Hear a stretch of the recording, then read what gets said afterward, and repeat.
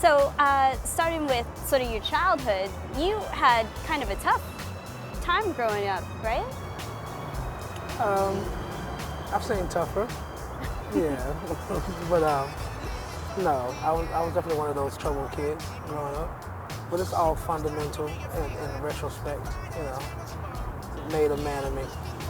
Yeah. Now, what were the things you were trying out before you found music? I mean, you sound like you're a little bit of a delinquent.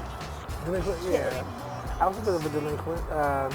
Things that kids in their adolescent ages kind of experiment with, whether it be cutting school and getting drunk with the boys, you know, stealing cars, you know, stuff like that, you know. Just stealing cars and stuff like that. I'm saying, I know that it's criminal, but like, you know, it's conservative in comparison to, you know, a few other things that I could mention. Well, I wandered around after hour of words, and I'm waiting to make it for weeks. At what point did you realize that you had this amazing voice? Because, you know, you started out doing a lot more rapping, and then you do some, you know, stuff with Goody Mops and like, and then you sort of made this transition. Not that you stopped rapping, but like. My auntie, who's a singer herself, she overheard me singing in the shower once and said, "Carlo, you can sing," you know. But I used to be shy about that side of myself, you know. Eventually, you know, as I expressed myself, you know, I mean, I got comfortable with it. I didn't consider myself a singer early on because I was really imitating, you know, whatever song I may have been singing. You know what I mean? Like that's how I learned how to sing. Just kind of imitated my favorite vocalist, you know. So I didn't really think that I was a singer until I found my own song, you know. Yeah. Baby, love.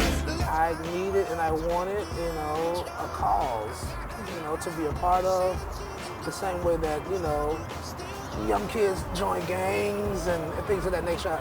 I wanted a sense of belonging, you know, but sometimes you get lost on that journey, you know, and you lose your way. And so music definitely was a divine intervention for me. Back then, you sang backing vocals on Waterfalls, right? Don't go chasing waterfalls. Please stick to the rivers and the lakes that you used to. Now, how did that come about? Because I had no idea about that. That's one of my favorite songs ever. Waterfalls, you know, I mean, we all kind of went to school together. Around that time, it was only a few maybe working studios in the city, so like we kind of, you know, all listened in on each other's sessions and, you know, just kind of hanging around, whether it be the lobby or the lounge area, you know, just kind of just like around. And so, not necessarily to be a part of anything in particular, just, you know, just there, you Hang know. out. Yeah, there was nowhere else I would rather be, so I just ended up being in the right place at the right time. Now, was it sort of, it's not exactly the same thing with Dontcha because you wrote it, but how did that come about? Was that song always meant to be for someone else, or is there a version for you? Don't you wish your girlfriend was hot like me? I wrote it, you know, kind of about this imaginary woman, this beast of a woman. I mean, like, you know, bad, you know, bold enough to just speak her mind. And, you know, I said, ooh, I would like a woman to talk some like this to me, you know what I'm saying, like, or whatever. So that's what was sexy about it. That's kind of how I got in the space to write it, you know. But, and then the reason when I say it served a greater purpose is just because, you know, you kind of wanted options applied to that song. It's like, you know, don't you wish your girlfriend was like me, or like me, or like me, or like me. There's like 6 of them in the group, so it worked. I just knew too much. Does that make me crazy? Does that make me crazy? Does that make me crazy? I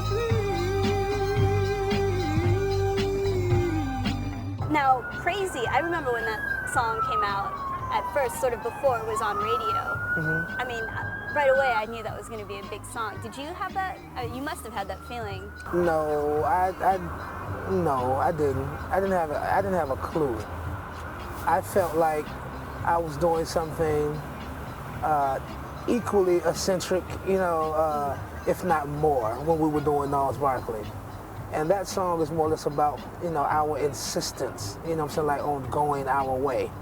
Sorry, I can't afford a Ferrari, but that don't mean I can't get you there.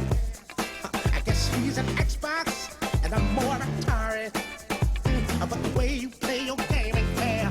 Now, two albums for Gnarls Barkley. Now you're back doing a solo record. Yeah. Right. So, "You" is your like sort of second big viral hit. Has that been a problem now that you're touring with the song? Are people yelling at shows? Do you not know? No, I haven't. I've been asked that question a few times, so and it hadn't happened yet. But I'm not. That probably would happen to someone that's kind of new to them. But the markets, you know, that I'm in, everybody knows me. You know, and sometimes you want to go where everyone knows your name. This song is doing so exceptionally well overseas, and I must say they're a lot more liberal than we happen to be in the States. And Now, when you didn't know that Crazy would be as big as it was, did you know that "You" would be as big as it was? Is? I don't know anything for sure. I'm just a soul. My intentions are good. And oh Lord, please don't let me be misunderstood. That's my life right there.